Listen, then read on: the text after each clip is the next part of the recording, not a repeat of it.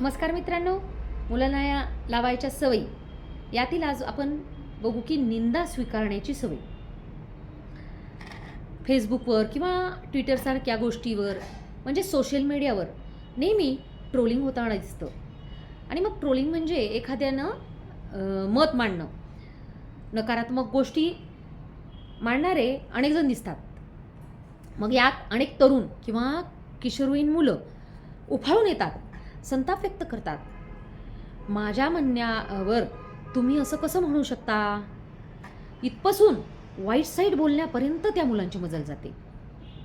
तर अनेकदा शाळेत शिक्षकांनी निंदा केल्यास मुलांना तो अपमान वाटतो, चुका दाखवल्यास अपमान वाटतो. तर आईवडिलांनी किंवा अजून कोणी चूक दाखवली तरी ती मुलं सहन करू शकत नाहीत.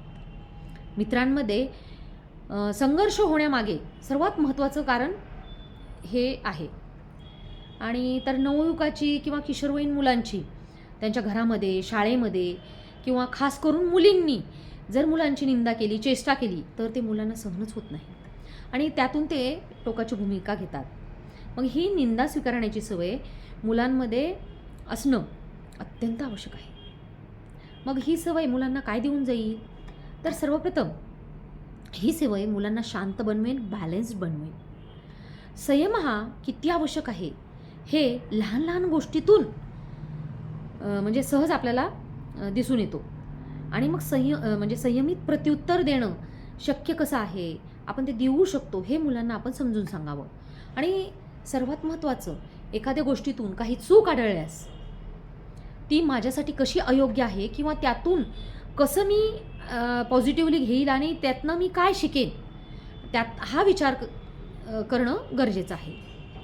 मग ही सवय मुलांना कशी लावाल, तर जेव्हा आपल्याला आपली चूक सांगितली तेव्हा ती निंदा नसून ती आपल्याला सुधारण्यासाठी आहे हे मुलांना सांगा. आणि निंदेला उत्तर देताना सचिनसारख्या खेळाडूचं किंवा मोठ्या मोठ्या व्यक्तींचं उदाहरण द्या आणि संयमित होऊन ती कशी परिस्थिती हाताळतात हे मुलांना उदाहरणासकट सांगा. मग चिडल्यानंतर आपलंच नुकसान होतं, त्यापेक्षा न चिडता पण हसून आपण त्याला उत्तर देणं, म्हणजे मग त्या निंदेची तीव्रता कमी करणं हेही मुलांना सांगा. मग चांगली गोष्ट झाल्यानंतर जसं कौतुक होतं तसंच कोणती गोष्ट वाईट झाली तर लोक त्याला वाईट म्हणणार, हा तर जगाचा नियमच आहे हे मुलांना सांगा. मग दोन्ही वेळेस जो संयमित राहतो तो हुशार म्हणवला जातो. स्तुती किंवा निंदा हे दोन्ही त्यांना पचवता आलं पाहिजे. आता आणखीन एक सवय बघू आपण, मित्र जोडण्याची सवय. अनेक मुलांना मित्रच नसतात, तर काही मुलांना एकोलकोंडेपणे राहायला आवडतं. तर याउपर काही मुलांना मात्र खूप मित्र असतात आणि खूप मित्रांमध्ये ती लोकप्रिय असतात आणि मग हीच मुलं समाजप्रिय असतात. आपण आजूबाजूला बघतो की ज्यांच्याकडे जास्त लोकसंग्रह तोच खरा श्रीमंत असं मानलं जातं. मग ज्यांच्याकडे चांगले मित्र असतात त्यांच्या स्वभावात देखील बोलकेपणा, मोकळेपणा जाणवतो. यासाठी आपल्या मुलांना मित्र जोडण्याची सवय असायलाच हवी. अर्थात त्याचबरोबर मुलांना चांगले आणि वाईट, चांगले मित्र आणि वाईट मित्र कसे ओळखायचे याचं प्रशिक्षणही देणं तितकंच गरजेचं आहे. आणि जेव्हा ते मित्रात काय वागतात, बोलतात वगैरे ते सर्व आपल्याला येऊन सांगणे, ही एक त्यांना सांगून टाकायचं.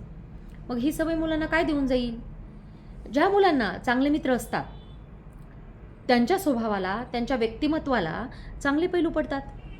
आपोआपच त्या मुलांचं व्यक्तिमत्व फुलत जातं. आणि अशी मुलं नेहमी बोलकी असतात. कुठेही जाऊन बोलणं, काही मुलांमध्ये मिसळणं हे मुलांना सहज सोपं असतं.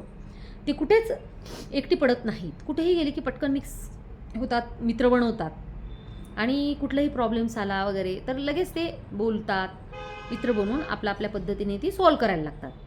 आणि ज्या मुलांना मित्र असतात ती म्हणजे बुजरी पण नसतात आणि उलटं ती जास्त धाडशी असतात, आत्मविश्वास असतो त्यांच्यामध्ये आणि आजूबाजूचं जग ते अगदी छानपणे त्याचा अभ्यास करतात आणि वास्तव जग काय आहे हे पण त्यांना चांगलं समजायला लागतं.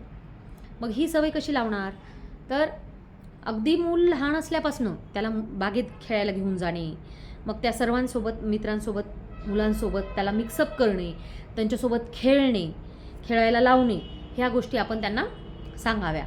त्यांच्यामध्ये जरी थोडीफार म्हणजे भांडणं वगैरे लहान मुलांमध्ये होतात, तेव्हा ती मिटवणं, काय खरं खोटं आणि समंजसपणे भांडण न करता किंवा सगळ्यांसोबत मिसळून कसं खेळायचे हे त्यांना आपण सांगावं. आणि पुन्हा मैदानात खेळायची सुद्धा त्यांना सवय लावणं गरजेचं आहे, कारण त्यामुळं त्यांना सहजतेने मित्र बनतात. की कधी आपण नातेवाईकाकडे जातो किंवा प्रोग्राममध्ये जातो, तेव्हा म्हणजे जनरली सर्व नातेवाईकाकडे प्रोग्राममध्ये मुलांना हे आपण घेऊन जावे. मग ते ऑटोमॅटिकली सर्वांमध्ये मिक्स होतात, बोलतात. आणि शक्यतो सर्वांना फोन करणे, काही निमंत्रणं असतील किंवा काही कामं असतील तर त्यांना ते सोपवून द्यावं. अनेक मुलांना पत्र लिहिणं, सामाजिक कार्यक्रमामध्ये भाग पाडणं, गणपतीसारख्या उत्सवात भाग घ्यायला लावणं, असं जर केलं तर त्यांना आपोआप सहजतेने मित्र बनायला सुरुवात होते. शाळेच्या पिकनिकमध्ये असेल, ट्रीपमध्ये असेल, तिथेसुद्धा ते मित्र जोडण्याची त्यांना चांगली संधी मिळते. आणि आपल्या आजूबाजूच्या मुलांना, आपल्या घरात मुलाचा वाढदिवस किंवा कुठल्याही निमित्ताने पार्टीसाठी एकत्र बोलवलं की मग त्यांची पण सगळ्यांसोबत ओळख होते. अर्थात चांगली मुलं कशी ओळखायची, कोणाबरोबर मैत्री करायची, आणि याचं प्रशिक्षण किंवा शिक्षणही आपण मुलांना द्यायलाच पाहिजे. धन्यवाद.